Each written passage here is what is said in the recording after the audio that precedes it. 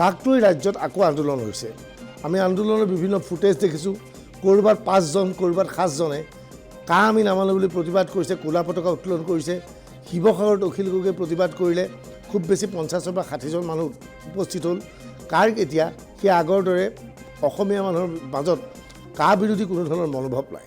কিন্তু কা কি, কাক লৈ অপব্যাখ্যা চলিছে নেকি, সেই সমস্ত তথ্য আজি বিশ্লেষণ কৰিম এই অনুষ্ঠানত।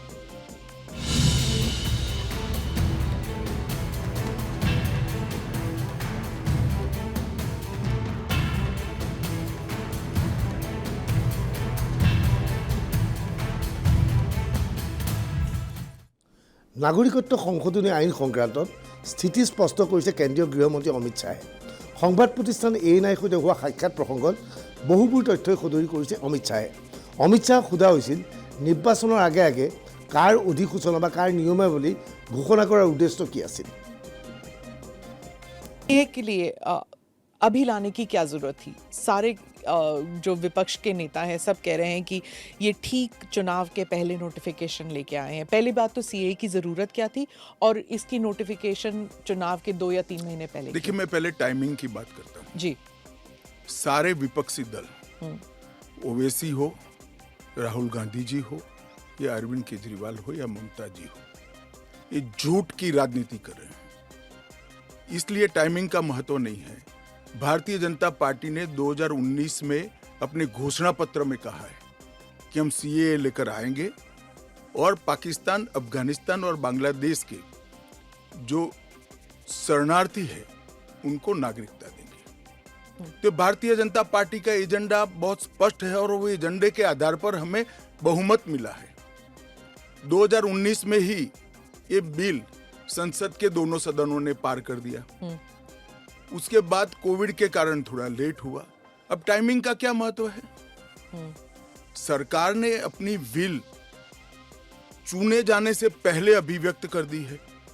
चुनने के बाद फर्स्ट प्रायोरिटी में पहले ही साल में दोनों सदनों से इस कानून को मान्यता मिल गई है। रूल्स फॉर्मेलिटी है। अब टाइमिंग का या पॉलिटिकल गेन या लॉस का सवाल नहीं है। अब विपक्ष तुष्टीकरण की राजनीति कर कर, एपीसमेंट की पॉलिटिक्स कर कर वोट बैंक को कंसोलिडेट करना चाहता है। मैं उनको विनंती करना चाहता हूं कि आप एक्सपोज हो चुके हो, ये मत करिए। पूरे देश की जनता जानती है कि CAA इस देश का कानून है और ये 4 साल में मैं कम से कम 41 बार बोला हूं कि ये होगा, चुनाव के पहले होगा। अब क्या मतलब है टाइमिंग का सवाल करने का? কেন্দ্ৰীয় গৃহমন্ত্ৰী অমিত শ্বাহে কয় কা আৰু NRCৰ মাজত কোনো ধৰণৰ সম্পৰ্ক নাই। কাৰ জৰিয়তে বহুতৰ নাম কৰ্তন কৰাৰ প্ৰয়াস কৰা হৈছে বুলি অপব্যাখ্যা চলাইছে বুলি মন্তব্য কৰিছে অমিত শ্বাহে। असम में CAA लागू होगा या नहीं होगा और NRC और CAA ये इनका क्रॉसिंग है कि नहीं? इंटर देखिए, असम में जो NRC की ऑर्डर हुए है वो सुप्रीम कोर्ट ऑफ इंडिया की, इसका CAA से कोई लेन देन नहीं है। आसाम नहीं, देश के हर हिस्से में CAA लागू होगा। सिर्फ नॉर्थ ईस्ट के राज्य जहां पर 2 प्रकार के विशेषाधिकार उनको दिए गए हैं, वो विशेषाधिकार के तहत जो राज्य आते हैं उनको ही CAA नहीं होगा। एक इनर लाइन परमिट का प्रोविजन है और संविधान की 6ठी अनुसूची में शामिल जनजातीय क्षेत्र है। हाँ, वो जो 6 शेड्यूल में वो असम के कुछ जम्मू कश्मीर के कुछ इलाके, राजस्थान के कुछ इलाके, हिमाचल के कुछ इलाके आते हैं उसमें। वहाँ नहीं लागू होगा, बाकी सब जगह लागू होगा। पर সদৌ ছাত্ৰ সন্থা অখিল গগৈকে ধৰি একাংশ নেতাই কৈ আছে যে কাক লৈ পেলাই যিহেতু উচ্চতম ন্যায়ালয়ত এটা গোচৰ চলি আছে, গোচৰ চলি থকাৰ অৱস্থাতে কাৰ নিয়মাৱলী ঘোষণা কৰাটো উচিত হোৱা নাছিল। আজি এই প্ৰশ্ন সোধা হৈছিল অমিত শ্বাহক। मुफ्ती कहती हैं कि ये सुप्रीम कोर्ट में जो है उसकी सुनवाई अभी बाकी है, तो इतनी जल्दबाजी क्यों? देखिए, हर कानून को कोई सुप्रीम कोर्ट में स्टे करेगा तो कानून का इम्प्लीमेंटेशन नहीं होगा। सुप्रीम कोर्ट के सामने न्याय मांगने के लिए जाना और सुप्रीम कोर्ट ने स्टे देना 2 अलग बात है। इस कानून पर सुप्रीम कोर्ट का कोई स्टे नहीं है। 4 साल से लोग गए हैं, अभी लंबित है, मगर सुप्रीम कोर्ट ने इसके इम्प्लीमेंटेशन पर कुछ स्टे नहीं दिया है। मैं महबूबा जी को पूछना चाहता हूँ, 370 पर 1951 में ही सुप्रीम कोर्ट में अर्जी हो गई थी, फिर क्यों इतने समय तक आप एंजॉय किए भाई? आप बताएंगे देश की जनता को? जब आपके पक्ष की बात होती है तब नैतिकता के पैरामीटर्स बदल जाते हैं। ऐसे नहीं होता है। देश का एक संविधान है, परंपराएं हैं, अदालतों की परिपाटी है, इसके हिसाब से देश चलता है। গৌৰৱ গগৈৰ পৰা আৰম্ভ কৰি প্ৰদেশ কংগ্ৰেছৰ সভাপতি ভূপেন বৰাই কৈছে আগন্তুক লোকসভা নিৰ্বাচনত কাহ তেওঁলোকৰ এটা প্ৰধান ইছ্যু হ'ব। কোৱা হৈছে যে দিল্লীত কংগ্ৰেছৰ নেতৃত্বত চৰকাৰ গঠন হ'লে কাহ প্ৰত্যাহাৰ কৰা হ'ব। আজি এই প্ৰশ্ন সোধা হৈছিল অমিত শ্বাহক। অমিত শ্বাহৰ উত্তৰ কি আছিল শুনি লওক। जयराम रमेश कांग्रेस के नेता ने कहा है कि ये अनकॉन्स्टिट्यूशनल है। शशि थरूर कहते हैं कि अगर कांग्रेस जीत जाती है इलेक्शन या इंडिया अलायंस जीत जाती है तो ये सीएए को रिपील कर दिया जाएगा। क्या कहेंगे आप? देखिए, उनको भी मालूम है कि इंडिया अलायंस सत्ता में नहीं आना है। मैं आज आपके चैनल पर कहना चाहता हूं, सीएए के कानून को भारतीय जनता पार्टी की सरकार लाई है, नरेंद्र मोदी सरकार लाई है।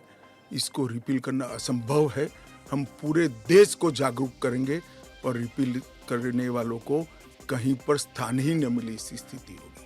और जहां तक असंवैधानिक होने का सवाल है, वो आर्टिकल अनुच्छेद 14 का हवाला देते हैं। वो भूल जाते हैं कि अनुच्छेद 14 में 2 अपवाद रखे हुए हैं। एक रीजनेबल क्लासिफिकेशन का अपवाद है और दूसरा कानून के उद्देश्यों के साथ लॉजिकल संबंध होना चाहिए। तो वो आर्टिकल 14 का वायोलेशन नहीं करता है। इसमें रीजनेबल क्लासिफिकेशन बहुत स्पष्ट है कि जिन लोगों पर भारत के पुराने हिस्सों में आज वो विभाजन के कारण देश से कटे हैं, अफगानिस्तान, पाकिस्तान और बांग्लादेश में, जिन लोगों पर धार्मिक प्रताड़ना होने के कारण जो भारत की शरण में आए हैं, उसके लिए एक कानून है। तो रीजनेबल क्लासिफिकेशन बहुत स्पष्ट है और इसलिए ये पूरी तरह से संवैधानिक कानून है। স্থায়িত্বশাসিত পৰিষদৰ অঞ্চলত বসবাস কৰা লোকে নাগৰিকত্বৰ বাবে আবেদন কৰিব নোৱাৰিব কাৰ জৰিয়তে? এই প্ৰসংগত বিতং তথ্য সদৰি কৰিছে অমিত শ্বাহে। है उनका जो कॉम्पोजिशन है वो बदलेगा नहीं सीए की वजह से? जरा भी नहीं बदलेगा।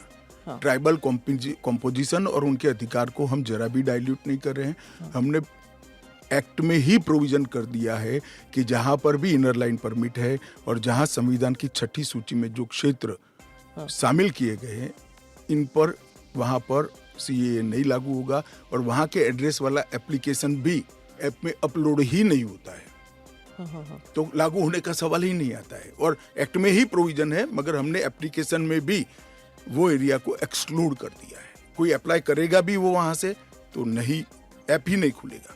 पर वो कहीं और जाके अप्लाई कर सकता है ना? तो वो भारत के नागरिक तो बन ही सकते हैं। हाँ, अच्छा, ओके। वो संविधान की 6ठी अनुसूची में सुरक्षित क्षेत्रों के नागरिक नहीं बन सकते। इनर लाइन परमिट से सुरक्षित क्षेत्रों के नागरिक नहीं बन सकते। वो भारत के नागरिक बन ही सकते हैं। ফেচবুক পঢ়ি পঢ়ি যিসকলে কাৰ বিৰুদ্ধে নিজৰ স্থিতি গ্ৰহণ কৰিছে, সেইসকলে হিমন্ত বিশ্ব শৰ্মাৰ কাৰ সংক্ৰান্তত কৰা মন্তব্য জনাটো অতিকৈ প্ৰয়োজন। হিমন্ত বিশ্ব শৰ্মাই কা আৰু অসমত ইয়াৰ প্ৰভাৱ কেনেকৈ পৰিব তাৰ ওপৰত বিতং তথ্য সদৰি কৰে এইদৰে। 5জন শ্বহীদৰ মৃত্যুৰ উত্তৰ বহুত মানুহে দিব লাগিব আফটাৰ 45 ডেজ। ইলেকশ্যনৰ আগদিনাখন হিচাপ কৰিলেই হ'ল অসমত কিমানে আবেদন দিছে। বহুতে কৈছে না যে ভোটৰ আগত আমি চাম। তো এইটোতো এটা খোলা কিতাপ হৈ গ'ল, কোনেওতো আৱেগিক কৰিব নোৱাৰে। কালি 17জন মানুহে গুজৰাটত চিটিজেনশ্বিপ পালে। এতিয়া অসমত কিমানে এপ্লাই কৰে, কিমান এপ্লিকেশ্যন ডিছপ'জ হ'ল, এতিয়াতো মানুহৰ আগত আহিব। তেতিয়া উত্তৰ দিব লাগিবনে নাই যে এই 20 লাখৰ সংখ্যাটো ক'ত পাইছিলে? বাংলাদেশত 1 কোটি মানুহ কমি গ'ল। আৰে কনভাৰ্চনহে হ'ল মানুহখিনি, অসমততো অহা নাই। অসমত যোন আহিছে কিন্তু NRCয়ে কেপচাৰ কৰি ল'লে।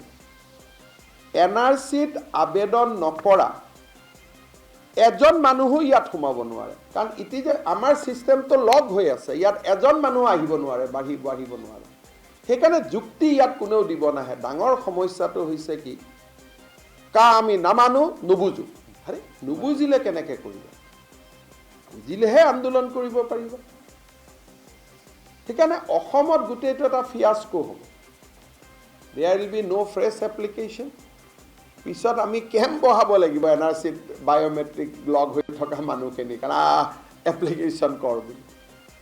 আজিতো 4 দিন গ'লেই কেইটা অসমৰ পৰা আবেদন হ'ল? 13ত এনাউন্সমেণ্ট হ'ল, 12ত না? আজিতো 4-5 দিন হ'লেই there was not a single application from Assam. পৰ্টেলটো খোলা আছে। এতিয়া কিমান ডাঙৰ 855 লাইনত গৈ আছে কা আন্দোলনটো, উত্তৰ দিব উল্টা পৰিব। কাৰণ মোৰ অসমৰ পলিটিক্সৰ ওপৰত এটা ভাল আণ্ডাৰষ্টেণ্ডিং আছে। মই জানো যে অসমত মানুহ নাহে, কাৰণ ইয়াত ইক'ছিষ্টেমটো ইমান ষ্ট্ৰং, মানুহে একচেপ্টে নকৰে। এইটো কৰিডৰ হিচাপেহে ইউজ কৰে, সোমাই পেলাই ওলাই যায়। আৰু অসমৰো ইভেন বাংলাদেশী মুছলমানো অসমত নতুন সোমোৱাই নাই, ওলাই গুচি যায় অসমৰ পৰা। কাৰণ আমি ইয়াত ইমান বস্তুটো ডিবেটেবল হৈ গ'ল। ইয়াত কলিকতাত গ'লে ট্ৰিবুনেল নাই, IMDT নাই, কলিকতাত গ'লে ডি ভোটাৰ নাই। গতিকে মানুহ অসমত থাকিব নে বেংগলত গুচি যাব? বিহাৰত গ'লে ডি ভোটাৰ, ট্ৰিবুনেল নাই। অসমত প্ৰায় 100 টকা লেবাৰ কৰিলে, গুজৰাটত গ'লে 300 টকা। অসমৰ মানুহে যদি গুজৰাটত গৈ আছে কাম কৰিব, কৰ্ণাটকত গৈ আছে, એટલે বাংলাদেশৰ মানুহ গুজৰাট কৰ্ণাটকত নগৈ অসমত কিয় আহিব? কা প্ৰণয়ন হোৱাৰ পিছত দেশৰ পৰিৱেশ পৰিস্থিতি বেয়া হ'ব বুলি আজি মন্তব্য কৰিছে দিল্লীৰ মুখ্যমন্ত্ৰী অৰবিন্দ কেজৰিৱালে। पाकिस्तान, बांग्लादेश, अफगानिस्तान, इनका कहना है कि CA के तहत इनके अल्पसंख्यक जो हैं वो अगर भारत में आके रहना चाहेंगे तो उन्हें उस बात की मंजूरी दी जाएगी, उन्हें हमारे भारत की नागरिकता दे दी जाएगी। इन तीनों देशों में मिला के लगभग 2.5 से 3 करोड़ अल्पसंख्यक रहते हैं। पाकिस्तान, बांग्लादेश और अफगानिस्तान में मिला के लगभग 2.5 से 3 करोड़ अल्पसंख्यक रहते हैं। वहाँ बहुत गरीबी है, उनके पास रोजगार नहीं है। भारत में आना और भारत की नागरिकता मिलना उनके लिए तो बहुत बड़े सपने की तरह है। और अगर हमने भारत के दरवाजे खोल दिए, इतनी बड़ी संख्या में लोग आने वाले हैं जिसकी हम कल्पना भी नहीं कर सकते। इन 2.5-3 करोड़ लोगों में से अगर 1-1.5 करोड़ लोग भी आ गए तो कहां बसाया जाएगा उनको, क्या करेंगे उनका? ये मेरा प्रश्न था माननीय गृह मंत्री जी, जिसका जवाब आपने नहीं दिया।